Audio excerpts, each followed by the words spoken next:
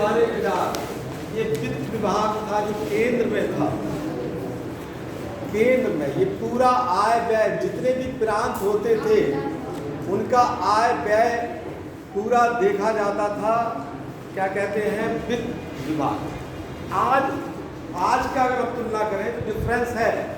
आज भी वित्त मंत्रालय है। वित्त मंत्रालय जो केंद्र से कर प्राप्त होते हैं, केंद्र का जो विषय है उनसे राजस्व का वो देखता है। राज्य का अलग वित्त विभाग है, लेकिन उस समय भी राज्य का जो आय था उनका भी देखभाल करता था ये विभाग, दीवाने विजारत उस समय। दूसरा महत्वपूर्ण विभाग था मीर बख्शी। ये मीर बख्शी ये सैन्य मंत्री होता था, सैन्य विभाग का मंत्री होता था। मीर बख्शी ये केंद्र में होता था। तीसरा सद्र सुदूर,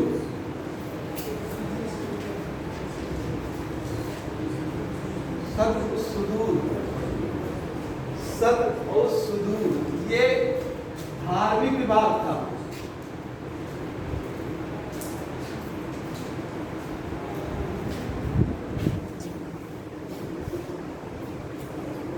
ये धार्मिक विभाग था। और चौथा था कजा उल कुजात, ये न्याय विभाग था।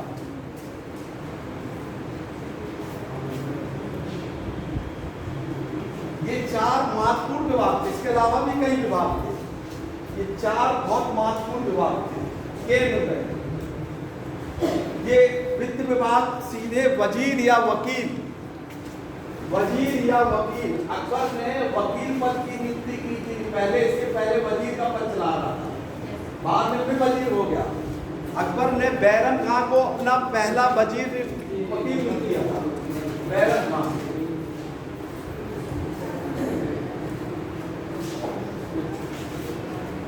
तो ये वजीर प्रमुख होता था। ये पूरा केंद्र था। केंद्र को प्रांतों में विभाजन किया गया था। सबसे पहले अकबर था जिसने ये विभाजन किया प्रांत में, मुगल काल में। ये क्वेश्चन कई बार आता है कि प्रांतों में विभाजन किसने किया प्रशासन का?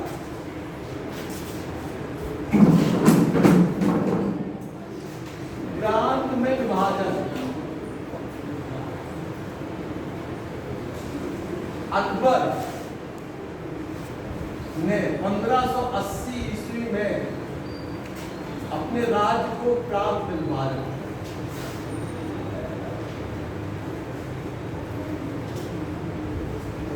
प्रांत में विभाजन किया 1580 ईस्वी में प्रांत में।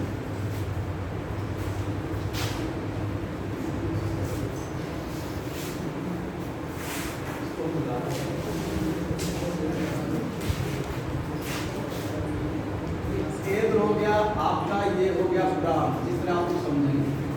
प्रांत को फिर भेजा विभाजित किया सरकार में, सरकार को जिला कहते हैं।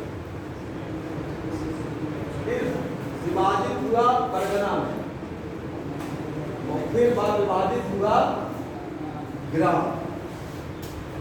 इस तरीके से केंद्र का विभाजन हुआ प्रांत में, प्रांत का विभाजन सरकार यानी जिला, और सरकार का विभाजन हुआ परगना में, परगना का विभाजन हो गया गांव। केंद्र में शासक यानी राजा, सबसे बड़ा पद वही था। केंद्र में शासक हो गया सबसे बड़ा पद। राज्य में कौन गया प्रांत में? सूबेदार।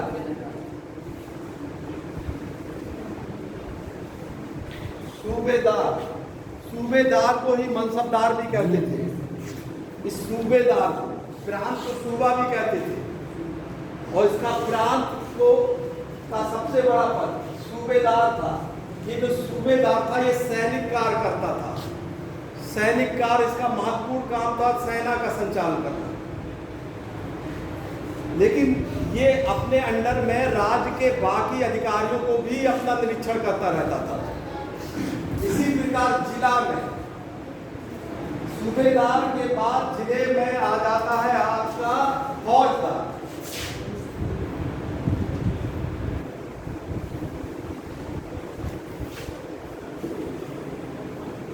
और परगना में जो अधिकारी आ जाएगा वो आ जाएगा सिकदार।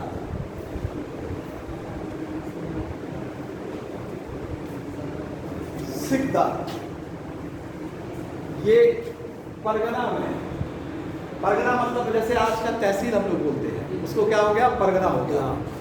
तो ये शासक, इसके बाद सूबेदार, फौजदार और ग्राम के जो क्या कहते हैं अधिकारी होते थे, पूर्व इसमें कई अधिकारी हैं, इसका हम डिटेल्स बताएंगे। शासक को वहां पे केंद्र में आय व्यय की सहायता देने के लिए वजीर होता था, वजीर। अब क्या कहते हैं, प्रांत में भी दीवाने वजीर, छोटा वजीर होता है, प्रांत में भी वजीर ही कहते थे। जो पद होता था वजीर का ही, उसको कभी कभी छोटा वजीर या दीवान वजीर, दीवान भी कह देते थे, दीवान आप कह दीजिए प्रांत में। देखिए ये आय व्यय का है, ये वजीर हो गया, ये छोटा दीवान हो गया। जिला में जो आय व्यय की देखभाल करता था उसको कहते थे अमलगुजार।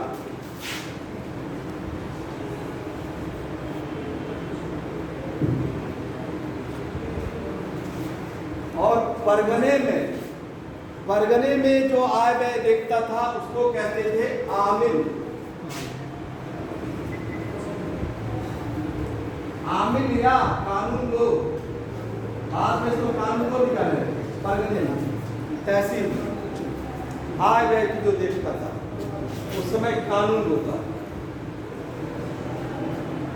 ये यहाँ पे अमलगुजार को सहायता देने के लिए, आय व्यय में सहायता की देने के लिए एक और पद था बिटिकची।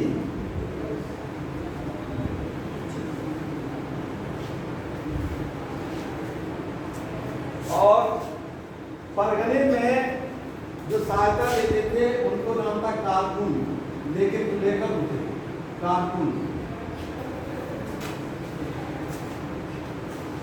और गांव में जो सहायता देते थे आय व्यय में वो होते थे पटवारी।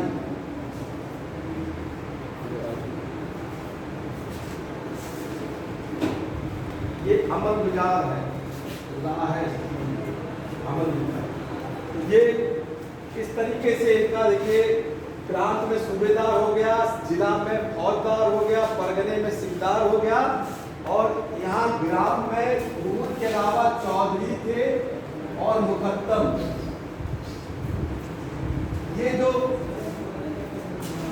भूत, चौधरी और मुकद्दम का जो पद था, ये क्या था, ये आनुवंशिक पद था। गांव में ये लोग आनुवंशिक रूप से जीवन वो करते थे। जब अलाउद्दीन खिलजी ने बताया था तो उसने क्या किया था, इनका पद हटा दिया था, इनको हटा दिया था अलाउद्दीन खिलजी ने। हाँ, तो ये लोग आनुवंशिक रूप से शासन कर रहे थे वहां पे। और बाकी आप जो सूबेदार का पद आनुवंशिक नहीं था, ये क्वेश्चन आता है क्या ये आनुवंशिक नहीं थे, इनका ट्रांसफर होता रहता था, किसी को भी प्रांत से हटा दिया जाता था, किसी को भी रख लिया जाता था, तो इनको हटाया ही जाता था और निकाला जाता था। तो ये इनका देखिए प्रांतीय विभाजन है।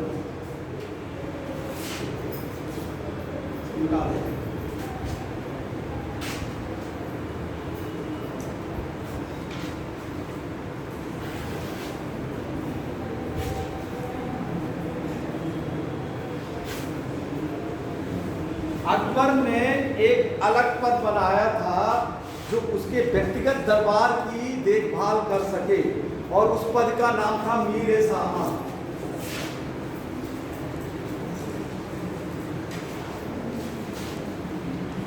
यह व्यक्तिगत दरबार की देखभाल करने वाला।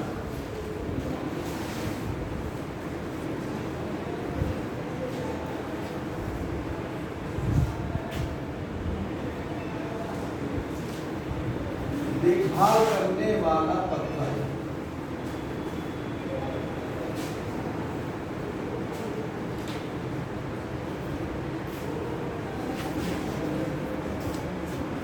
मुगल काल में सारी प्रशासनिक व्यवस्था निर्भर करती थी उनकी सेना पर। जितनी सेना उनकी मजबूत रहती थी उसी आधार पर वो विजय करते थे, और जितना विजय करते थे, जितनी अधिक सेना में अपना पद रखते थे, उसी अनुसार उतना ही उनका पद, मनसबदारों का पद बढ़ता था। जैसे औरंगजेब के काल में प्रांतों की संख्या बढ़ी थी तो इसलिए मनसबदारों की संख्या भी बढ़ने लगी थी।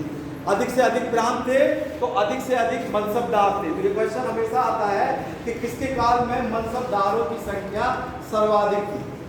तो पहले आपको ये समझना पड़ेगा कि ये मनसब क्या है। ये मनसब को डिटेल से समझना पड़ेगा कि आखिर ये क्या है, ये मनसबदारी प्रथा है क्या।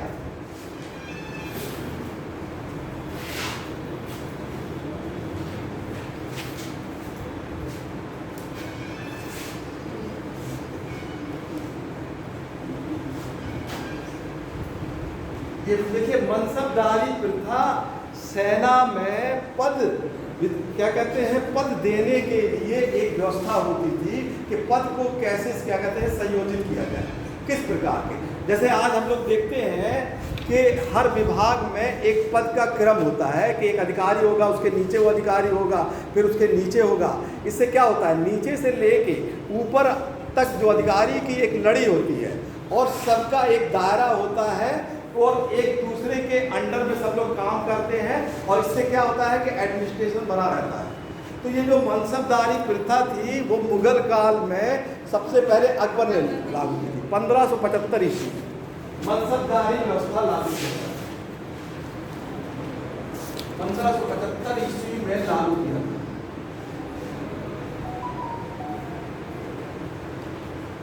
मनसबदारी, और ये मनसबदारी प्रथा लिया गया था मंगोल से। मंगोल लोग अपने सैन्य व्यवस्था में इसको लागू करते थे।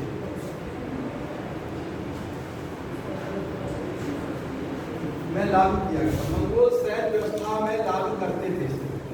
तो यहीं से अकबर ने इसको लिया था 1575 ईस्वी। चंगेज खां के पहले भी हो सकता है, मंगोल लोग, हाँ, चंगेज खां नहीं कह रहा है, मंगोल लोग इसको क्या कहते हैं लेके आए थे। इस क्या कहते हैं मनसबदारी व्यवस्था में 2 डिवीजन में बांटा गया था। इसको ध्यान से आप समझिएगा, 2 भाग, एक था जात और एक था सवाल। जात और सवाल। जात का निर्धारण वेतन से होता था, वेतन से, यानी जो सैलरी मिलती थी, तनख्वाह दिया जाता था जात, और उसी से पद भी निर्धारित हो जाता था।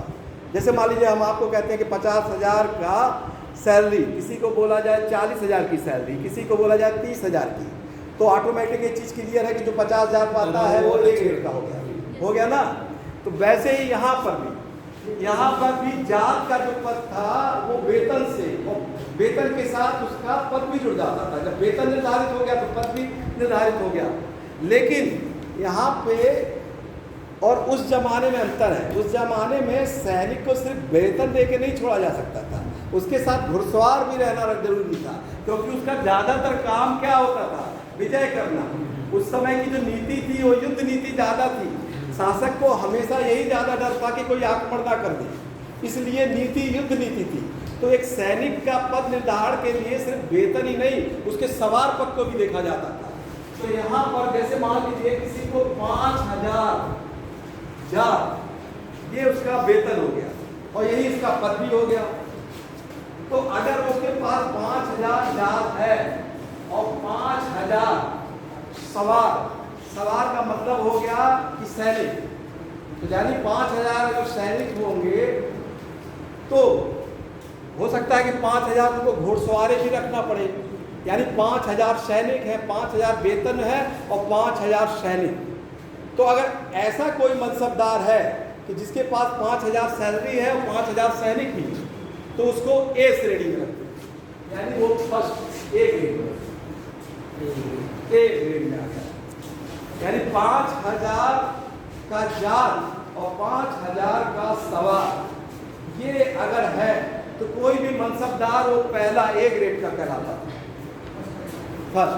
लेकिन जात का पद कभी भी सवार से कम नहीं होगा। सवार का ये कम हो जाता था, लेकिन जात का पद यानी वेतन कम नहीं होगा, पद की योग्यता उसकी कम नहीं होगी।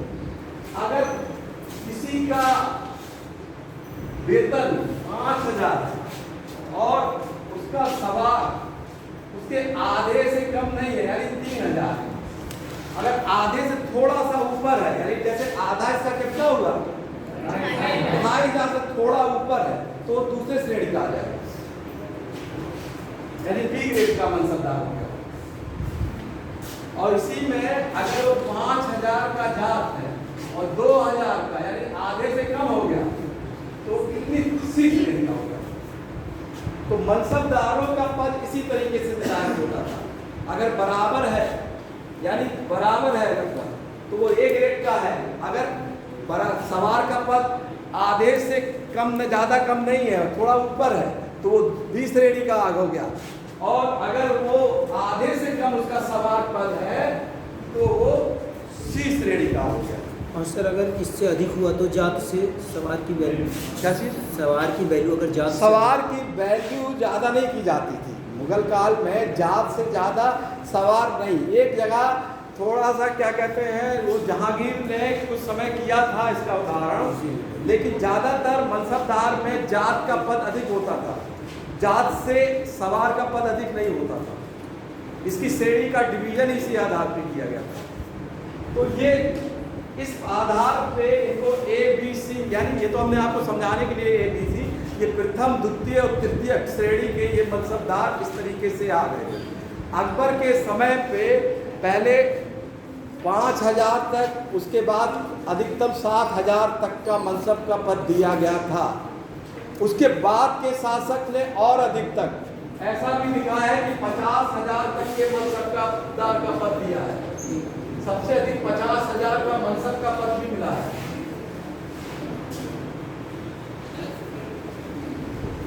मिलता था। यहाँ जो सैनिक होता था, सैनिक को भी उसके घुड़सवारी के आधार पे उसका भी एक निर्धारण किया जाता था कि किसी किसी सैनिक के पास एक से अधिक घोड़े भी होते थे।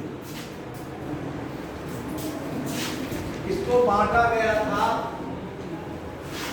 एक अस्पा, दो अस्पा, तीन अस्पा और निम्न अस्पा।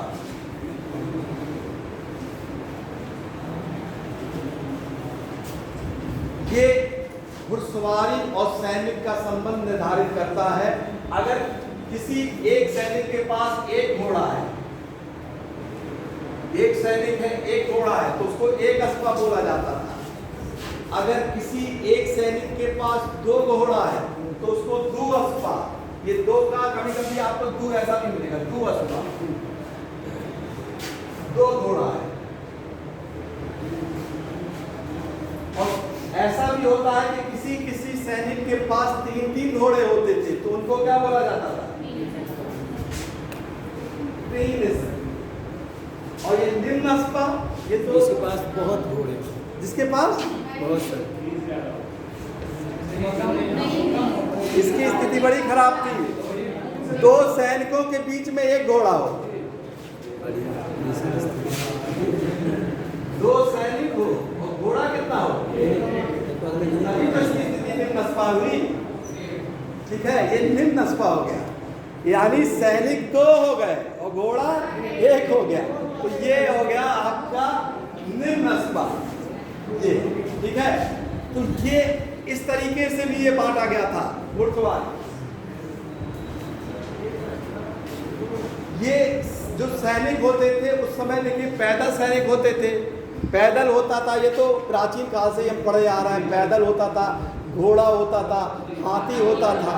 यहाँ रथ का नहीं उल्लेख है क्योंकि इतना युद्ध तेज तर्रार होता था कि रथ बहुत तेजी से नहीं, रथ रहने से थोड़ा खतरा होता था और हाथी रहने से भी खतरा होता था। इब्राहिम लोदी की हार हुई थी हाथी पे ही बैठने की वजह से। हाथी तेज गति से तो ज़्यादा नहीं है, इसीलिए घोड़े विजयी का बहुत महत्वपूर्ण कारण माने जाते थे। घोड़े को अरब से, मध्य एशिया से, ईरान से आयात किया जाता था। घोड़े हमेशा इसीलिए जीतने के लिए गोबर क्या कहते हैं घोड़े को बुलाकर आयात किया जाता था। तो पहले हम देख लेते हैं कि सैनिक कितने प्रकार के होते थे। सैनिक जो पैदल सैनिक होते थे,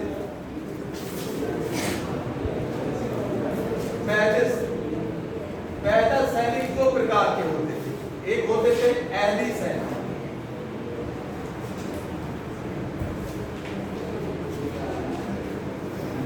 एक होते थे एहली सैनिक और एक होते थे दाखिली सैनिक।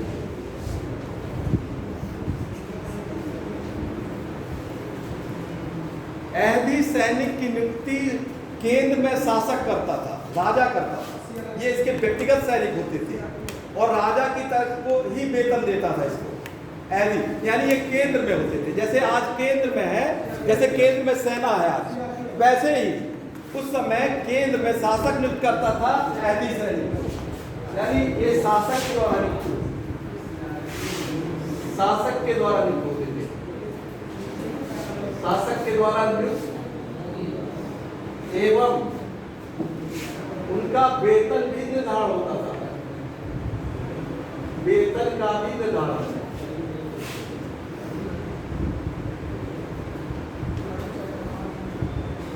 दाखिली सैनिक शासक के व्यक्तिगत नहीं, ये मनसबदारों को दिए जाते थे, सूबेदारों को दिया जाता था। जो सूबेदार होते थे उनके रक्षा के लिए जो सैनिक होते थे ये मनसबदारों के लिए होते थे।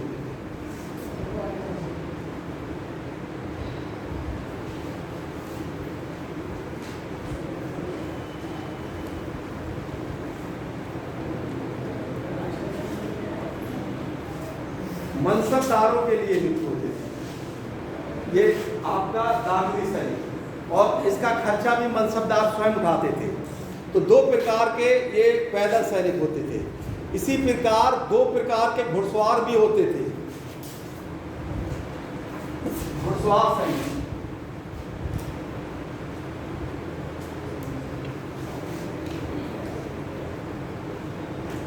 एक होता था बलवीर, एक होता था सिलेदार। बलवीर वे घुड़सवारी सैनिक होते थे जिनको राज की तरफ से रखा जाता था, उनका वेतन दिया जाता था, उनका अस्त्र और शस्त्र दोनों दिया जाता था। यानी बलवीर को राज की तरफ से वेतन,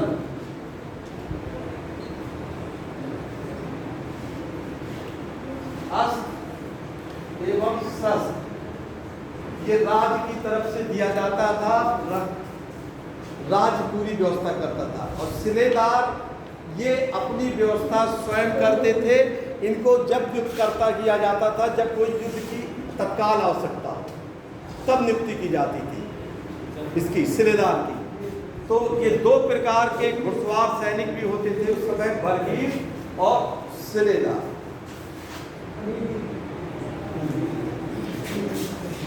मुगल काल में इसके अलावा हाथी का विभाग भी था। अकबर के पहले हाथी का विभाग नहीं था। हाथी का यानी इसको कहते थे तीर सेना, यानी हाथी का विभाग।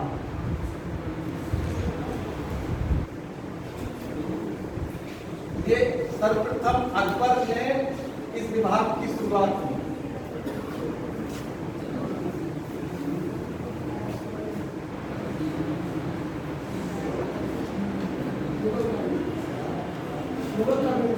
मुगल काल में हाथी विभाग की स्थापना अकबर के द्वारा की गई, पहले नहीं थी। हाथी के अलावा इनका देखिए बहुत महत्वपूर्ण विभाग एक था, तोपखाने का विभाग। तोपखाना तो हमने बताया है कि बाबर जब आया था तो उसी ने ही तोपखाने का प्रयोग किया था। उसने अपने पहले आक्रमण में ही, भारत के पहले ही अपना तोपखाने का प्रयोग कर दिया था। बाजोर और भेरा ये दो किले थे जहां उसने सबसे पहले तोपखाने का उपयोग किया था। तोपखाने का जो विभाग था उसको कहते थे मीर ए आतिश। मीर ए आतिश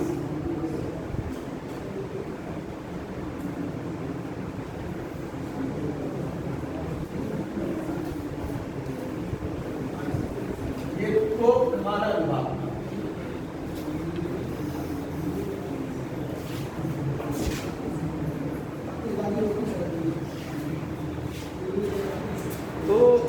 तो खाना ये बहुत महत्वपूर्ण विभाग था मुगल काल में, इसी के कारण इनको विजय भी मिली।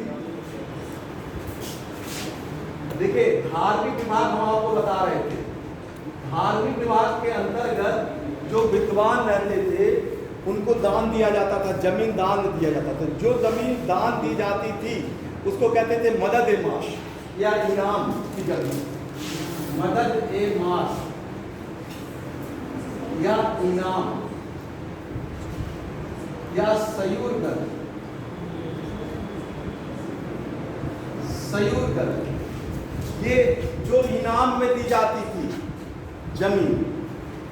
और कुछ लोग ऐसे होते थे जो आनुवांशिक रूप में उनको जमीन दान में दी जाती थी, तो वो लोग आनुवांशिक रूप में वहां रहते थे। इस प्रकार की दो प्रकार की जमीन थी, उसको कहते थे वतन जागीर और सयूरगल। वतन जागीर, वतन जागीर ऐसी जागीर थी जो आनुवांशिक रूप से उपयोग की जाती थी।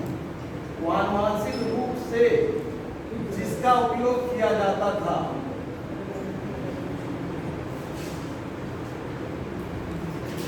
और इसी प्रकार सयूरगल ये धर्म के आधार पर जो जमीन दान में दी जाती थी इसको सयूरगल बोल दिया जाता था।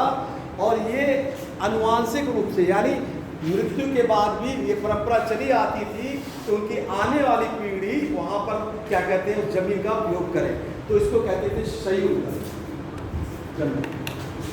तो इस हिसाब से दोनों आनुवांशिक ही हुआ है, तब तो दोनों ही आनुवांशिक हुआ। हाँ, लेकिन दोनों ये क्या कहते हैं आनुवांशिक रूप से, दोनों वतन जागीर और सयूरगल ये दोनों जमीन आनुवांशिक रूप से उपयोग की जाती है। कई बार क्वेश्चन आया है कि कौन सी जमीन इसमें आनुवांशिक है और कौन सी नहीं। जैसा कि देखिए मनसबदार से ये हमेशा क्वेश्चन आता था, जो मनसबदार ये लोग आनुवांशिक नहीं थे, आनुवांशिक नहीं होते थे, नहीं थे, आनुवांशिक नहीं थे, इनका स्थानांतरण होता था। ये तो चेंज हुआ करते थे सर। हाँ, इनका स्थानांतरण होता है, जैसे राज्यपाल का ट्रांसफर होता रहता है, ठीक है, एक इधर से उधर। वैसे ही मनसबदार से भी कोई जमीन, कभी कभी क्या होता था कि मनसबदार ने मान लीजिए कोई गलत काम किया तो उसकी जमीन, उसकी जो जागीर है हड़प ली जाती थी और वो सुरक्षित रख ली जाती थी।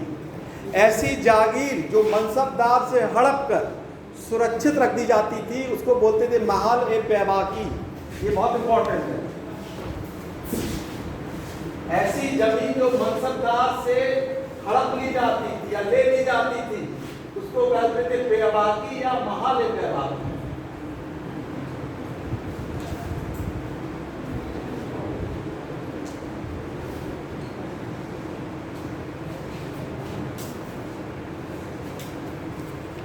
मनसबदार के जो सैनिक होते थे उनको जो वेतन मिलता था वो मनसबदार ही देते थे, लेकिन उसके देने के लिए एक पत्र जारी होता था, उस पत्र को कहते थे सरखत।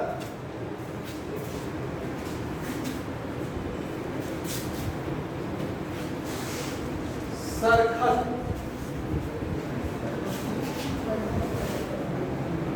सरखत नामक पत्र से सैनिकों को वेतन प्राप्त होता था।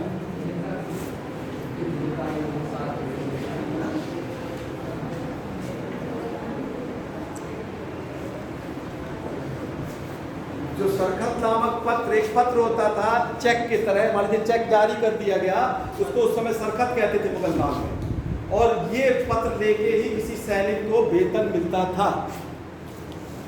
हम जब तुगलक वंश बता रहे थे तो फिरोज शाह तुगलक के समय ये समस्या आ गई थी कि सैनिकों का पैसा खा लेते थे, जो सेनापति होते थे ज़्यादातर खा लेते थे।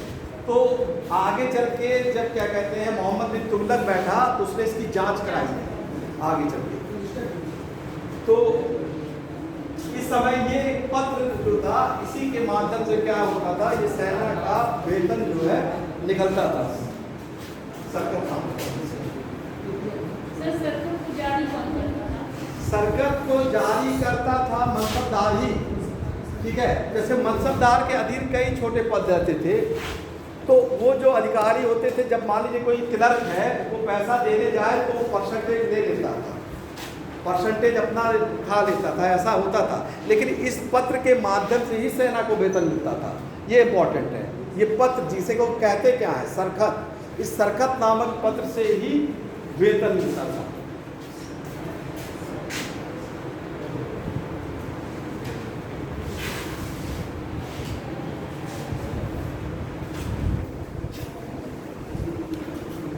मुगल काल में सिक्के, जैसे पहले तो क्या कहते हैं सल्तनत काल में सिक्के चलते थे, मुगल काल में जब क्या कहते हैं शासक बैठे तो उन्होंने भी सिक्के चलाए। बाबर के काल से ही सिक्के चलना शुरू हो गया। जब बाबर गद्दी पर बैठा तो उसने सिक्का चलाया, उसके काल में भी सिक्के चले। चांदी का उसने सिक्का चलाया था, उस चांदी के सिक्के पर 4 खलीफों के नाम लिखे थे। 4 जो खलीफा है उनका नाम लिखा गया, चांदी का सिक्का। उसने जब काबुल और कंधार की विजय की थी भारत के पहले ही, 1504 ईस्वी में उसने काबुल की विजय की थी और 1507 ईस्वी में उसने कंधार की। काबुल की विजय के बाद उसने बादशाह की उपाधि धारण की थी मिर्जा को छोड़कर, ठीक है। और 1507 में तो जब काबुल और कंधार की विजय की तो उसने जो सिक्का चलाया, उस सिक्के में मतलब चांदी के सिक्के पे अपना नाम अंकित कराया था बाबर। कंधार में जो सिक्का चला था उसमें बाबर का नाम अंकित था।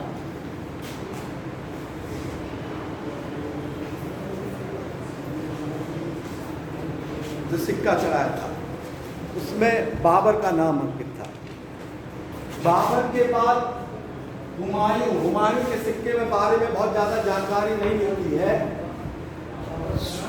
लेकिन चमड़े का सिक्का इसी के उसमें चला। हुमायूं के समय एक निजाम नामक व्यक्ति जो क्या कहते हैं इसको बचाया रहता है, चौसा के युद्ध में जिसने बचाया था, ऐसा माना जाता है कि उसने चमड़े का सिक्का चलाया था निजाम।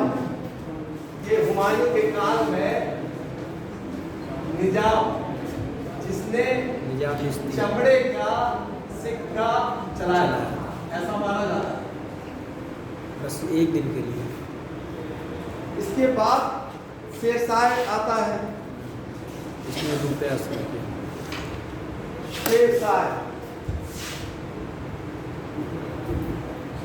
शेरशाह का साल है 1540 से 1545। शेरशाह के काल में चांदी का जो सिक्का था उसको रुपया बोलते थे, चांदी का रुपया और तांबे का दाम। ये चांदी का रुपया उस समय फेमस था, ये चांदी का रुपया चलता था। शेरशाह ने नागरी लिपि में, जो लिपि थी नागरी लिपि,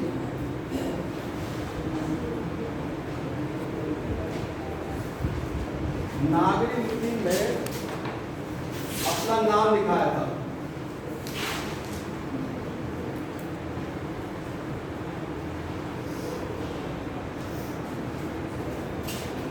ये जो सिक्का रुपया चला, आगे चल के यही रुपया को ब्रिटिश काल में शेरशाह से ही दिया था। ब्रिटिश काल में शेरशाह द्वारा अपनाया गया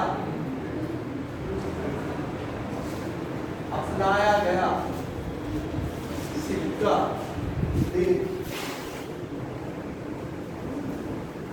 अपनाया गया सिक्का दे दिया गया।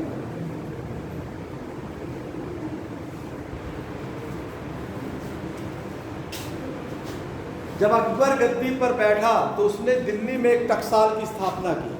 अकबर ने सिक्के को बहुत आगे चल के जैसा शेरशाह ने चलाया उससे भी ज़्यादा व्यवस्थित रूप से चलाया।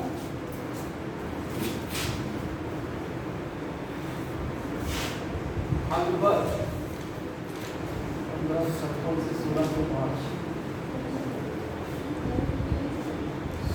सोना, चांदी और तांबा तीनों के सिक्के तीनों सिक्का इन्होंने चला।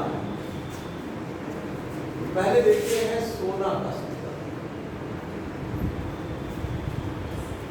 अकबर के काल में सोने का सबसे प्रचलित सिक्का था, उसका नाम था मोहर। उसको कहते थे मोहर। सब सोने का ये सिक्का था, सबसे प्रचलित सिक्का।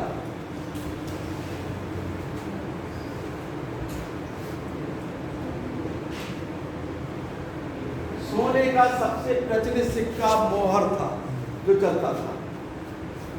दूसरा सोने का सिक्का था इलाही, जो गोल आकार का था।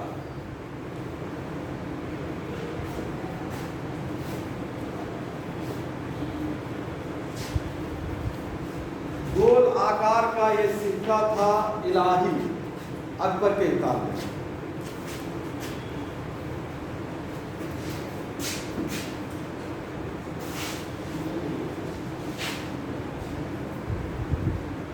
चांदी, चांदी का सिक्का जो पहले शेरशाह के समय से चल रहा था, रुपया, एक तो वही नाम था उसका। चांदी का एक सिक्का का नाम था रुपया। दूसरा चांदी का जो बहुत प्रचलित सिक्का था उसका नाम था जलाली।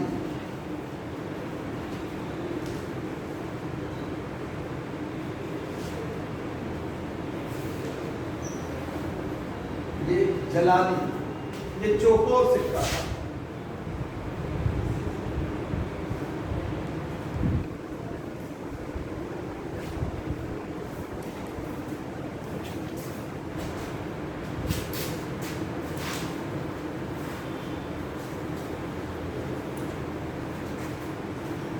ये जलाली और रुपया, रुपया देखिए पहले से ही चला रहा है, और जलाली देखिए लेन देन में सबसे ज्यादा प्रयोग चांदी का ही सिक्का होता था।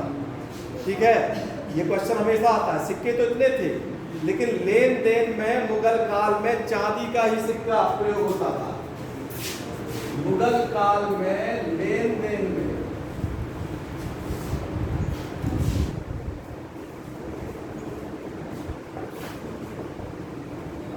चांदी का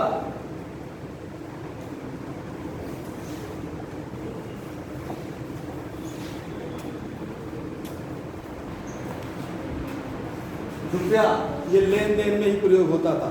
ठीक है, चांदी का रुपया ही लेन देन में होता था। अब आते हैं तांबे का सिक्का।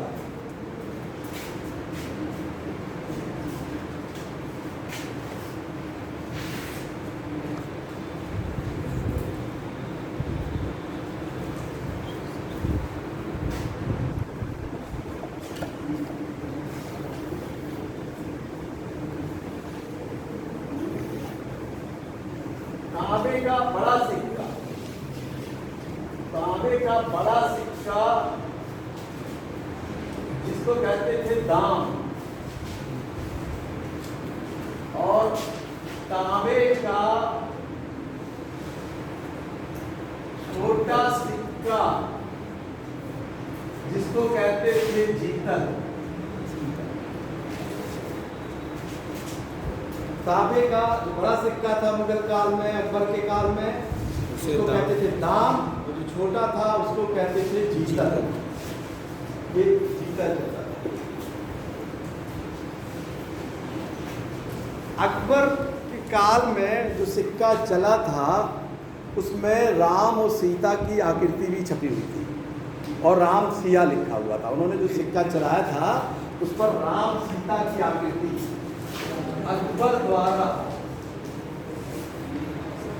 प्रचलित सिक्के पर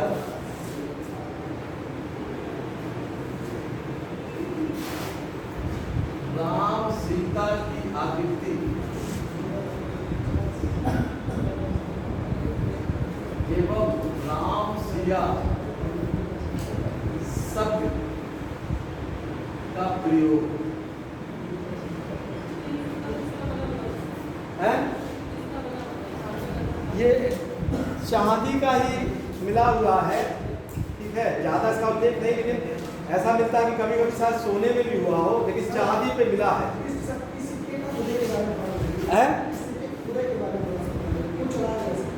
इस सिक्के का ये सिक्का मिला कैसे, इसका ये- वजूद कैसे आया, कहाँ मिला? ये सिक्का मिला कहाँ से? देखिए ब्रिटिश काल में जब अंग्रेज लोग आए थे, ठीक है, और उन्होंने ही भारतीय पुरातत्व विभाग की जब स्थापना की थी लॉर्ड कर्जन के समय, है सिक्का क्यों चलाया गया था? व्यापार के उद्देश्य से। राम सीता उनको धर्म का अपना दिखाने के लिए कि वो धर्मनिरपेक्ष शासक है। इसको मत कीजिए। एक कट्टरपंथी विचारधारा से चलिए इसको देख लीजिए, ठीक, ये देखिए, ये तो अकबर का हो गया। जब जहांगीर शासक बना तो उसने एक नया सिक्का चालू किया, चांदी का निशान। जहांगीर 1605 से 1600 इसने एक नया सिक्का, चांदी का निसार सिक्का, ठीक है, ये सिक्का निसार। अकबर ने भी देखिए, राम सिया अकबर ने एक सिक्का और चलाया था जिसमें बाज की आकृति थी। देखिए ये ध्यान दीजिएगा, अकबर का एक और सिक्का था जिसपे बाज की आकृति थी, जब उसने अपनी अंतिम विजय की थी। अंतिम विजय कौन थी? असीरगढ़ की। असीरगढ़ का किला। ये अकबर की अंतिम विजय थी। जब अकबर ने विजय की थी तो अपने सिक्के पर बाज की आकृति का सिक्का जी। और जहांगीर जब गद्दी पर बैठा तो जो सिक्के चल रहे थे वो तो चल ही रहे थे, इसने निसार नाम से एक नया सिक्का, चांदी का सिक्का चलाया, निसार नाम। शाहजहां 1627 से 1658। शाहजहां जब गद्दी पर बैठा तो उसने रुपये, यानी क्या कहते हैं, रुपये के बीच में यानी चांदी का ही एक छोटा सिक्का चलाया जिसको कहते हैं आना। आना नामक सिक्का चलाया। और ये हमारे भारत में ये सिक्का चलता भी था, ये पहले चलता भी था। आना सुना है कि नहीं? 8 आना, 16 आना, 32 आना। 16 आना बराबर 1 रुपये, है ना। 4 आना 50 पैसा, अब तो शायद बंद हो गया। बंद हो गया सर। ये शाहजहां ने चलाया था आना। औरंगजेब थोड़ा कट्टर प्रवृत्ति के थे, इसलिए उन्होंने सिक्के में जो पहले से कलमा लिख के आ रहा था, नाम लिखा था, जो भी धार्मिक चिन्ह लिखे थे, उन्होंने प्रयास किया उसको मिटाना, सबको मिटा दिया। ठीक है? हाँ, उन्होंने अपने सिक्के से ये क्या किया कि कलमा का नाम हटा दिया, जो पहले से सिक्कों पर कलमा लिखा था। धार्मिक और 1658 से 1707।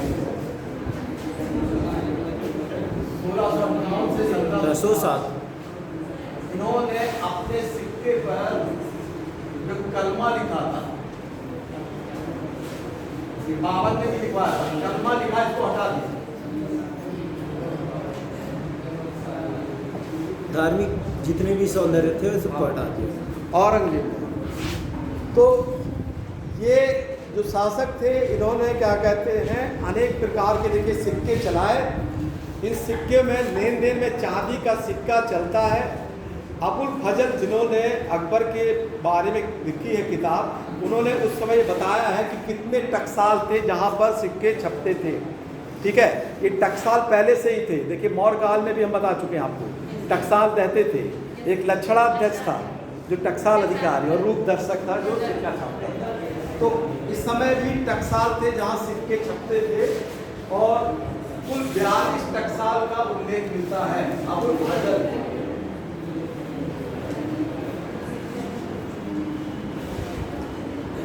42 नहीं, सॉरी बता रहे, सोने का 4 टोटल बता रहे हैं, सोने का 4 टकसाल,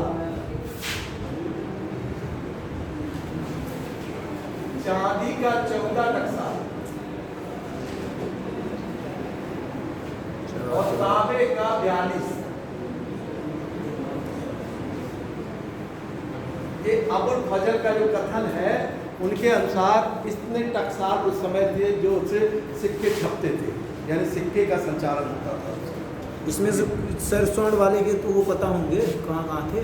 सोने का देखिए ज़्यादातर ये दिल्ली में था, लाहौर में था, आगरा में था, मतलब ज़्यादातर जो उनके रहा। केंद्र, देखिए केंद्र आप लोग समझिए ये कहाँ कहाँ पे उनका जो प्रांत या केंद्र, आपको दिल्ली, आगरा, इलाहाबाद,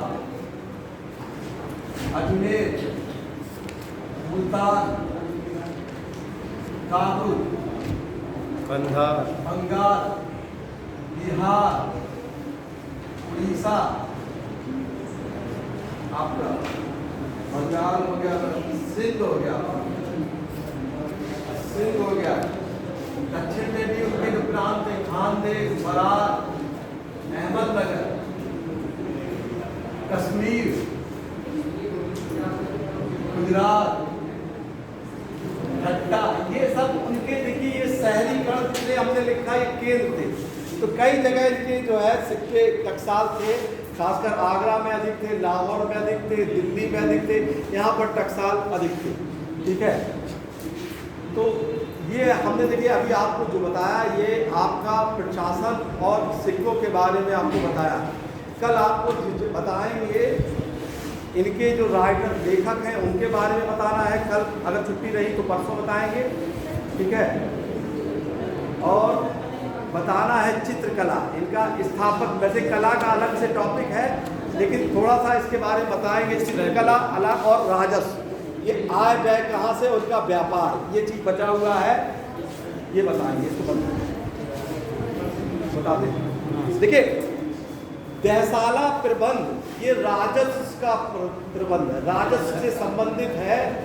अकबर जब शासक बना था, ध्यान से इसको समझिए, अकबर जब शासक बना था तो उसने एक प्रणाली लागू की थी, जब्ती प्रणाली, यानी किसानों से सीधे कर लेने की प्रणाली थी जब्ती, जिसको मापन यानी माप करके एक पैमाना पहले से चला आ रहा था। अकबर के काल में भी पैमाना को विकसित किया गया था। उस पैमाने को, जो पैमाना था, जैसे हमने बता भी चुके हैं कि शेरशाह के समय जरीब था, उस जरीब से नाप कर खेती से आय का लिया जाता था। लेकिन समस्या ये होती थी, जैसे मान लीजिए अभी ही पानी नहीं बरसा है तो सूखा पड़ गया है, तो सूखा पड़ने के कारण क्या होता था, किसान का उत्पादन क्या होता है, कम हो जाता है। तो उस समय किसान को क्या कहते हैं, कर देने में बड़ी परेशानी होती थी। जब उत्पादन कम होता था, चाहे वो अकाल पड़े, चाहे सूखा पड़े, किसी भी परिस्थिति में, तो अकबर ने एक नियम लगाया कि हम पिछले 10 साल का औसत निकालेंगे। तो जैसे मान लीजिए 2010 को ही मान लीजिए, 2010 से निकालते हैं, इस समय किसी के खेत में 50 किलो हुआ, 2011 में 30 किलो हुआ, और फिर 40 किलो हुआ, फिर 20 किलो हुआ, फिर 10 किलो, फिर 5 किलो, फिर 100 किलो। तो इसका 10 साल का औसत निकाल लिए गए किसान, और उसका जो 10 से भाग दे देंगे और उसी से उतना ही उपज का 1/3 लिया जाएगा। इसका कहते हैं देसाला प्रबंध। ये आर्थिक यानी राजस्व से संबंध था। यानी मान लीजिए कि किसी का 90 किलो अनाज आया 10 साल में, तो कितना हो जाएगा, 10 साल में अगर 90 किलो, 10 साल का में 90 किलो अनाज आता है टोटल, तो कितना मिलेगा, औसत कितना निकलेगा, 9 किलो। तो अकबर को कितना मिलेगा, अकबर को तो सर केवल 1/3 कितना लेंगे अकबर, 3। समझ में आया। तो ये जो 10 का उन्होंने पिछला औसत निकाला, यानी पिछले 10 साल में सिर्फ 90 किलो का उत्पादन हो रहा है। तो उसी एवरेज से एक किसान को अपने पिछले 10 साल का आंकड़ा जुटाना था, उस आंकड़े को जुटा कर ही भू राजस्व कर देना था। ठीक है, इसी को कहते हैं देसाला, ये अकबर ने लागू किया था। और इसका संबंध, ये क्वेश्चन पूछा जाता है कि देसाला का संबंध किससे है, राजस्व से, अर्थव्यवस्था से है। और ठीक है, शास्त्री तो उनके वही थे ना, क्या चीज़, हाँ, पिछले का गणना किया ही जाता है। वर्तमान में पिछली ही आय का गणना किया जाता है, तभी आय का निर्धारण किया जाता है। किसी भी किसान से पिछला जो अनाज उत्पादन हो रहा है उसी का ही आकलन किया जाता है। तो अकबर ने अपने साम्राज्य में यही व्ययशाला प्रबंध लागू किया। चलिए इसको हम बताते आपको, लेकिन आपने